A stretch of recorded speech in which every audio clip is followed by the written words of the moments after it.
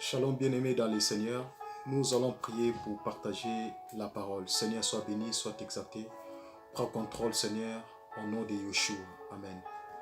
Shalom bien-aimés dans le Seigneur, nous voulons partager la parole. Comme l'habitude, nous partageons la bonne nouvelle, la parole du Seigneur, la parole de Yeshua. C'est lui notre maître, c'est lui Elohim, notre Dieu créateur. Aujourd'hui, nous voulons poser la question aux Écritures par rapport... nous allons poser la question aux Écritures par rapport à l'Église, si l'Église peut porter un nom ou pas, ou si l'Église peut porter une dénomination. Parce qu'aujourd'hui, dans les temps que nous sommes, nous voyons beaucoup de réalités dans le milieu chrétien aujourd'hui. Nous voyons les églises qui portent des dénominations, les églises locales qui portent les noms. Voilà, c'est pour cela que le Seigneur nous a parlé. Et c'est pour cela qu'on pose des questions par rapport à la parole. Si vraiment une église locale peut porter un nom ou une dénomination, ou si une église locale peut porter les noms d'un homme de Dieu que nous voyons aujourd'hui. Il y a beaucoup de gens, Jonathan Ministré, il y a Steve Ministré, il y a beaucoup des hommes de Dieu en fait qui ont nommé ça en fait, leur église porte leur nom en fait. C'est pour cela que nous voulons découvrir ça ensemble, partager. Selon les Écritures, nous allons poser la question à la parole. Nous allons lire Éphésiens chapitre 2 au verset 20. Éphésiens chapitre 2 au verset 20. La Bible dit, étant édifié sur les fondements des apôtres et des prophètes, et Jésus-Christ lui-même étant la pierre angulaire. Si je lis au verset 19, la Bible dit, c'est pourquoi vous n'êtes plus des étrangers ni des gens de dehors, mais concitoyens des saints et des gens de la maison de Dieu. Voyez? Donc, bien aimés dans le Seigneur, la Bible nous parle d'Éphésiens chapitre 2, au verset 19 jusqu'au verset 20. Nous sommes bâtis et nous sommes fondés par les enseignements des apôtres et des prophètes. C'est pour cela que nous voulons poser la question aux Écritures, parce que nous voyons aujourd'hui tellement il y a des choses qui se passent au milieu chrétien. Nous voyons beaucoup de choses qui ne conforment pas en fait avec la parole. On ne voit pas ça, il n'est pas égal avec l'évangile de Yeshua.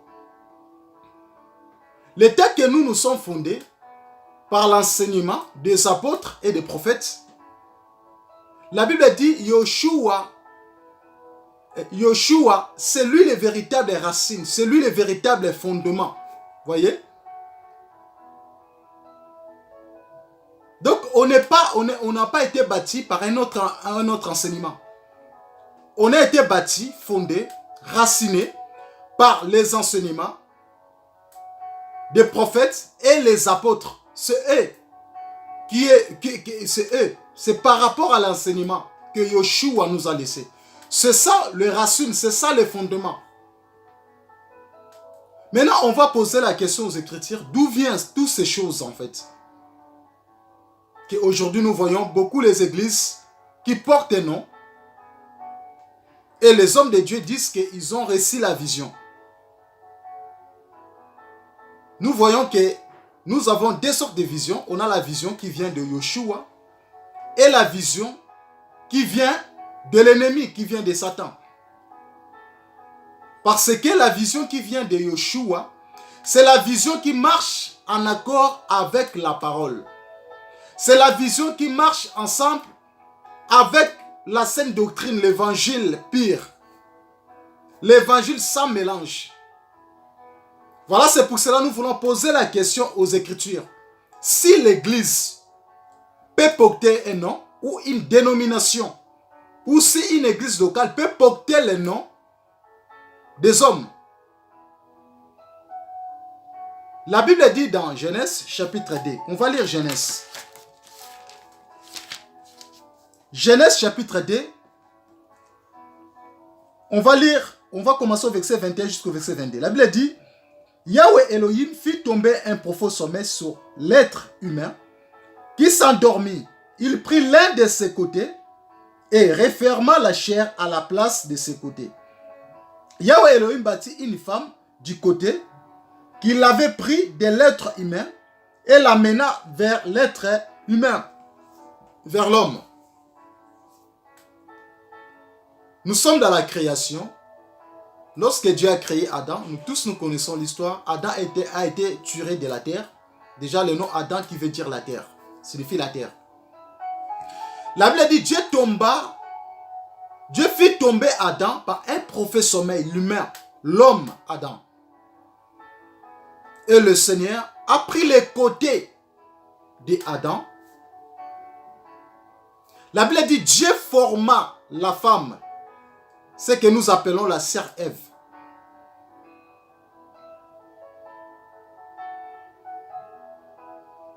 Dieu a formé la sœur Ève. C'est ça l'origine, d'où vient la naissance de la femme. Donc Dieu avait pris les côtés des frères Adam. Il a pris les côtés des frères Adam et le Seigneur forma la femme. Nous voyons que lorsque la Bible nous dit Yahweh fit tomber Adam par un profond sommeil et Adam s'endormit, prophétiquement Adam était mort. Prophétiquement, Adam, il ne sentait rien dans son corps. Et voilà, c'est pour cela que Dieu a pris les côtés des frères Adam. Yoshua, Elohim lui-même, il a formé la femme, sœur Ève. Et la Bible dit, il l'amena vers l'homme. Voyez, tous ces mouvements, c'est Yoshua, c'est Elohim, le Dieu créateur, qui a fait ces choses. Ça ne vient pas de la chair. Donc, c'est prophétiquement lorsque nous voyons ces mouvements dans le jardin. C'est pour cela que nous allons voir dans la Bible. Yoshua devrait accomplir ces choses à la croix. Nous allons lire Jean. Jean chapitre 19. On va lire Jean.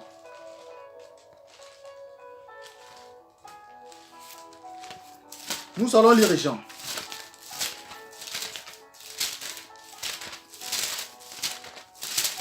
On va lire Jean.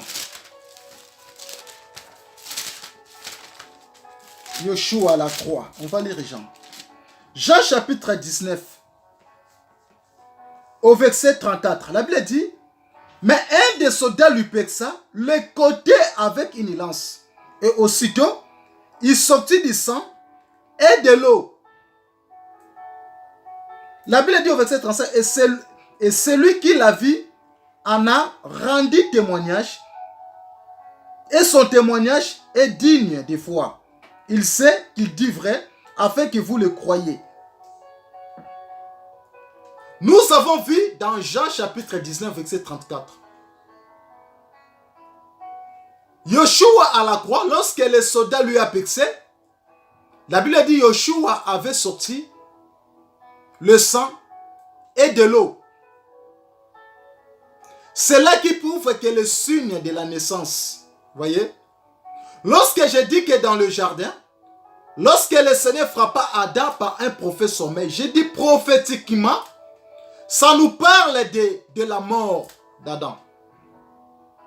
Voilà, c'est pour cela Yoshua Mashiach, quand il est venu, il devait accomplir les pensées de Genèse chapitre 2. Il devait accomplir ça à la croix. Les soldats lui a frappé, lui a pexé le côté. La Bible dit, le sang et de l'eau est sorti de Yoshua. Et lorsque nous voyons le sang et de l'eau, c'est là qui montre que le signe de la naissance, c'est là qui montre le signe de l'accouchement, que la femme, le bébé arrive. L'enfant arrive. Sans cela, si la femme ne perd pas l'eau et le sang, le bébé ne peut pas venir.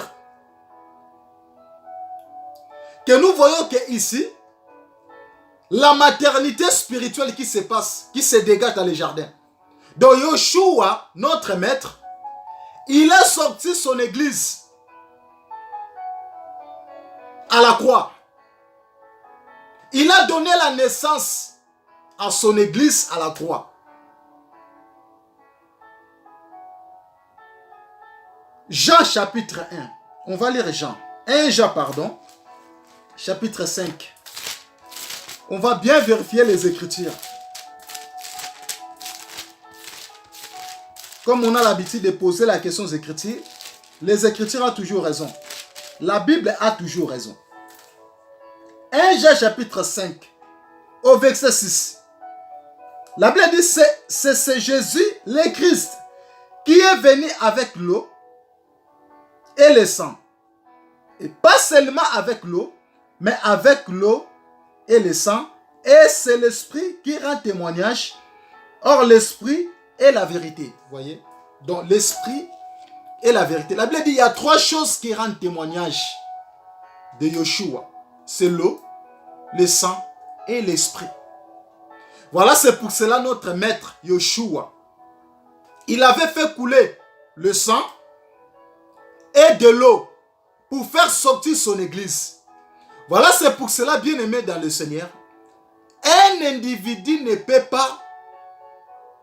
pas s'identifier dans l'église de Yeshua comme étant que lui, il est celui qui bâtit l'église de Yeshua. Il ne va pas dire que c'est moi le leader de cette église. Il ne va pas dire non, c'est moi qui est le maître de cette église. Non. Nous ne nous rendons pas compte à la souffrance de Yeshua à la croix. Yeshua a souffert pour sortir son église. Yeshua a souffert pour sortir sa femme, son épouse. Voilà, c'est pour cela qu'on ne peut pas blaguer, on ne peut pas faire des blagues avec la femme d'autrui. On ne peut pas nommer la femme d'autrui comme ça. Aujourd'hui, bien aimé dans le Seigneur, tu ne peux pas appeler la femme d'autrui, la femme qui passe. Oh non, aujourd'hui, à partir d'aujourd'hui, tu vas porter mon nom. Non! L'église du Seigneur, c'est la femme d'autrui. C'est la femme du Seigneur Jésus, c'est la femme de Yeshua. Et cette église n'appartient pas à un homme. Cette église n'appartient pas à un individu. Comme aujourd'hui nous voyons. Les églises commencent à porter le nom. Les églises portent le nom des individus aujourd'hui. Tu pries dans quel ensemble? Oh, je prie dans l'église des pasteurs Intel. Toi, vous vous réunissez où? Oh, moi, on est là dans l'église de notre pasteur.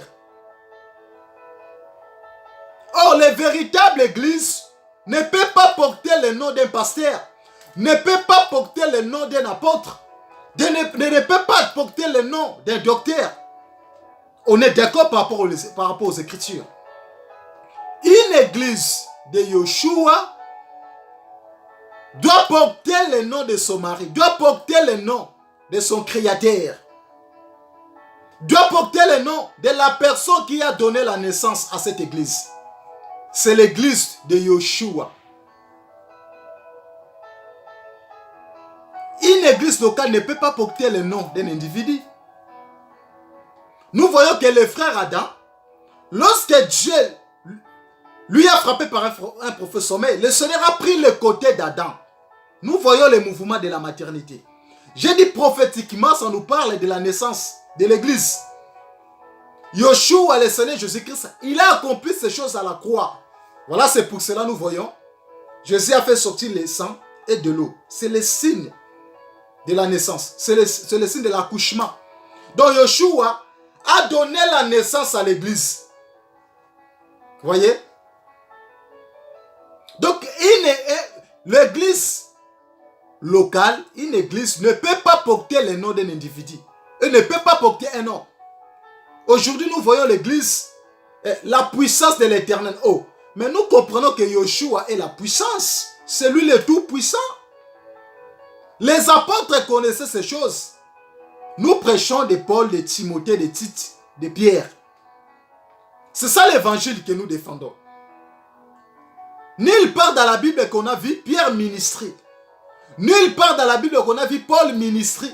Nulle part dans la Bible on a vu Timothée ministrer. Bien-aimés bien-aimés dans le Seigneur, nous ne prêchons pas l'évangile selon les Américains. Non, nous prêchons l'évangile selon Yeshua, selon le Seigneur Jésus-Christ. Car c'est lui qui est le fondement. La Bible dit, vous êtes bâtis et fondés par les enseignements des apôtres et des prophètes.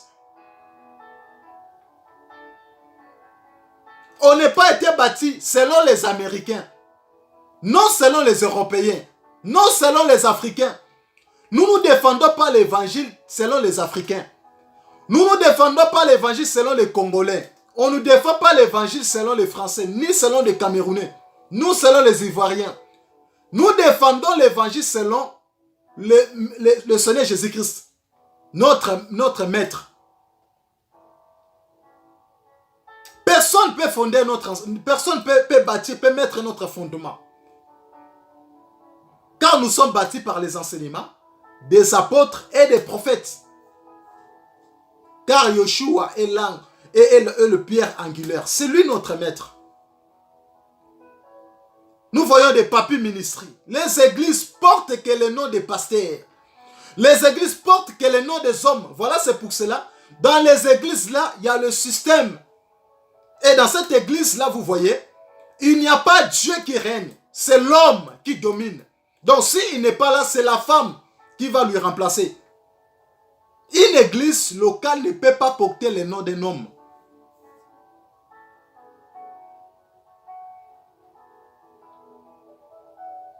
Oh, ça fait partie de notre communauté. Ça fait partie de notre communauté. On a notre communauté. On a les chefs des communautés. Non. Maintenant, frère Paul qui a planté beaucoup des églises, il va dire quoi? Il va dire quoi? Une église locale ne peut pas porter un nom. Il ne peut pas porter une dénomination. Regarde les dénominations aujourd'hui. Oh, l'église les faits dévorants. Regarde les dénominations. Oh, l'église les monts des oliviers. Regarde les dénominations. Les noms toujours sous les noms. Une église locale ne peut pas porter un nom. Oh, l'église la réconciliation. Oh, l'église la colonne de niais. Non. Les apôtres connaissaient ces choses avant nous. Pourquoi Paul n'a pas donné ça quand il est venu à Corinthe? Pourquoi Paul n'a pas donné ça quand il est venu à Éphèse? Nous voyons qu'il y avait des saints de l'église d'Éphèse. On est bien d'accord. Nous voyons que quand Paul est venu à Corinthe, il y avait le saint de l'église de Corinthe. On est bien d'accord. Il y avait le saint de l'église de Thessalonique. Il y avait le saint de l'église de Colosse. Une église locale ne peut pas porter notre nom. Ne peut pas porter notre nom. Bien-aimés dans le Seigneur, vérifions les Écritures. La seule chose en fait qui nous déforme, nous les chrétiens, parce qu'on n'aime pas vérifier. Tout ce qu'on nous rencontre dans l'assemblée, on accepte tout. Voilà, c'est pour cela aujourd'hui il y a des dégâts dans les églises. Une église locale ne peut pas porter un nom, ne peut pas porter une dénomination. Quand nous voyons les frères Adam et Ève, parce que Ève, Dieu a pris le côté des frères Adam. Donc, en réalité, Ève aussi portait le nom d'Adam. Voyez? Comme nous tous aussi, nous portons le nom de Yeshua. Comme nous sommes la femme d'autrui, la femme de Yeshua. Nous portons le nom de Yeshua. Merci Seigneur. Quand Yeshua dit sous ces pierres, je bâtirai mon église. Sous ces rocs, je bâtirai mon église. Les rocs, qui veut dire les rochers. C'est lui le véritable rocher. Voyez? On a vu l'église de Laodicée. On voit les 7 églises de l'Apocalypse. Les églises portaient le nom de la ville.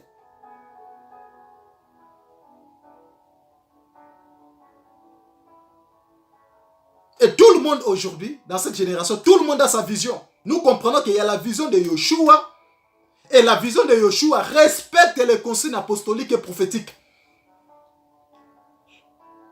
La vision de Yeshua respecte la sainte doctrine. Nous voyons que la sainte doctrine est pratiquée dans cette église. Mais dans la vision la vision des hommes, on ne voit pas Yeshua. On voit que l'homme, on voit que le nom des hommes qui se présentent. On voit que les églises qui portent le nom des hommes. Oh, le Seigneur m'a parlé. Aujourd'hui, mon église, ça va t'appeler, et on va donner ça, l'église, les oiseaux du ciel. Oh, les apôtres connaissaient ces choses. Amen. Les apôtres connaissaient ces choses. Mais pourquoi ils n'ont pas donné? Parce que les apôtres devaient respecter les consignes apostoliques et prophétiques. Nous sommes bâtis et fondés par les enseignements des apôtres et des prophètes bien-aimés. Il ne faut pas ramasser ta vision ailleurs. Oh, comme Dieu m'utilise dans la délivrance, je vais mettre ça, le ministère de la délivrance. Oh, nous comprenons que nous tous, Dieu peut t'utiliser dans le ministère de délivrance, mais cela ne veut pas dire que l'église locale peut porter le nom, l'église de délivrance. Il n'y a même pas de sens. Il n'y a même pas de sens. Une église locale, l'église locale doit porter le nom. Doit porter le nom de la ville, de la manière des hommes. L'église est localisée dans une ville. Par exemple, en France, il y a des villes de Nantes, la ville de Rennes, il y a Montpellier, il y a Bordeaux, il y a beaucoup de villes. Donc, l'église doit porter le nom de la ville. Voilà, c'est pour cela aujourd'hui, il y a même des problèmes. Il y a des problèmes aujourd'hui par rapport aux implantations des églises. Vous allez dans une ville, il y a plus de 50 églises. Et dans cette, si tu vérifies les églises là, tu verras que la sainte doctrine n'est pas bien défendue. On ne voit pas l'évangile pire. On voit que l'évangile d'agitation. On voit que l'évangile des sentiments. L'évangile où les gens sont là pour adorer l'homme. Les gens sont là pour faire leur association. On voit que les systèmes dans les églises traditionnelles là. On voit que les églises, les gens se réunissent entre eux. Entre Congolais, entre Ivoiriens, entre Camerounais, entre Français. Tout, en fait, ce sont les églises, Dieu n'est pas là. Or, dans une église, nous devions avoir beaucoup de communautés. Nous devons avoir tout le monde. Parce que Dieu n'est pas venu seulement pour les Européens, ni pour les Africains. Dans nos églises, nous devions avoir des Européens, nous devions avoir des Français, des Congolais, nous devions avoir des Antillais, nous devions avoir tout le monde. Des Ivoiriens, des Camerounais. Nous devions avoir tout le monde.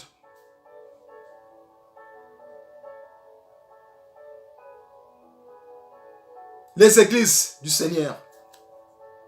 C'est ça les dégâts. Bien-aimés, nous devions vérifier les Écritures. Nous vous conseillons toujours, étant que votre frère, vérifions les Écritures. Car Yeshua, qui est le véritable maître, c'est lui qui bâtit son église. C'est lui qui a sorti son église à la croix. Aujourd'hui, les églises portent les noms des hommes. Tu pries dans quelle église? Oh, j'ai pris l'église La Manne Cachée. Même vous-même, l'église La Manne Cachée. On expliquera un jour sur la manne cachée là. Si Yeshua est toujours la manne cachée en ces temps. Oh, l'église, les 7 trompettes. Oh. Les apôtres connaissaient toutes ces choses. Les apôtres connaissaient ces choses. Oh, les églises cité de guérison. Oh. L'église, le Gossen de Yeshua. Oh. Les apôtres connaissaient ces choses avant nous. Pourquoi ils ne l'ont pas donné? Parce que les apôtres devaient respecter les consignes apostoliques et prophétiques. Ils étaient animés par l'Esprit du Seigneur. Bien aimé, tout ce qui se passe en ce temps, ce n'est plus des choses du Seigneur. Il y a beaucoup de choses qui se passent. Les églises qui portent des dénominations, c'est les églises de Babylone. Dedans, il n'y a pas la bonne parole. Dedans, il n'y a que des sentiments. On voit dans cette église-là, ils respectent la liturgie. Rien qui change. Rien qui change dans cette église. Il y a l'impudicité comme il faut.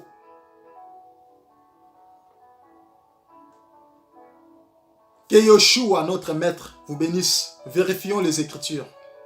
Si le Seigneur nous donne encore la force, Dieu nous garde encore, on ne manquera pas encore pour passer, pour défendre encore l'Évangile. Soyez encouragés. Si vous avez des questions, n'hésitez pas à nous écrire, à nous envoyer des messages par notre email. On va répondre. Une église locale ne peut pas porter un nom ou une dénomination. Une église locale ne peut pas porter le nom d'un individu, non le nom d'un pasteur. L'église locale ne peut pas porter le nom d'un apôtre.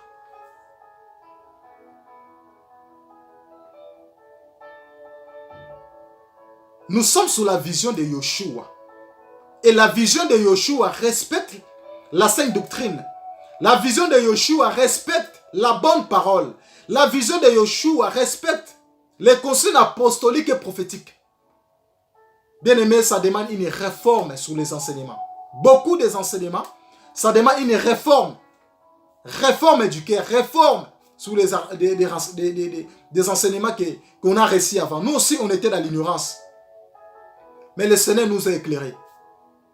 Vérifions les Écritures. Au nom de Yeshua. Soyez encouragés, bien-aimés dans le Seigneur. Que le Seigneur vous bénisse. Merci.